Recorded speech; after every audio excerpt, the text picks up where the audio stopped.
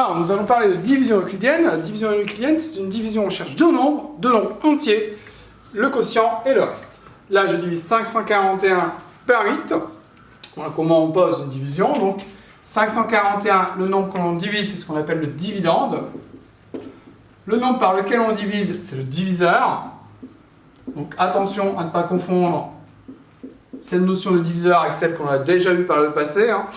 Donc là, c'est le nombre par lequel on divise. Ça ne veut pas dire que 541, c'est 8 fois un nombre entier. Et on cherche donc deux nombres, le quotient et le reste. Alors, pour diviser 541 par 8, on prend d'abord 5. 5, c'est trop petit par rapport à 8. Donc, il faudra mettre un 0, on ne va pas le mettre. On prend donc un nombre plus grand, 54. Et on regarde dans 54 combien il y a de fois 8. Alors, si on prend 7 fois 8 c'est 56. 56 c'est trop grand. Donc il faut chercher un multiple de 8 mais qui soit plus petit que 54. 6 fois 8 ça fait 48. 48 là c'est bien plus petit que 54. Si on passe à celui dessus, on a vu que ça dépassait. Donc on va mettre 6 au quotient. 6 fois 8, 48. Donc on soustrait ici 48. 54 moins 48, on trouve 6. Donc pour l'instant, on a comme reste 6, mais il nous reste un chiffre.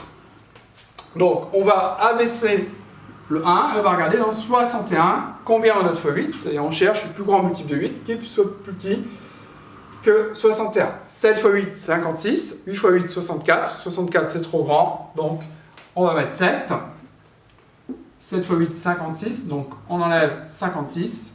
Il nous reste 5. Là on n'a plus de chiffre.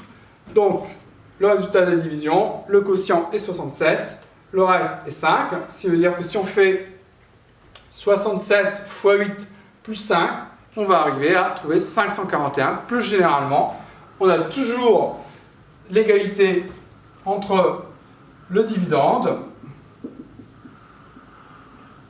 qui doit être égal au produit du diviseur par le quotient,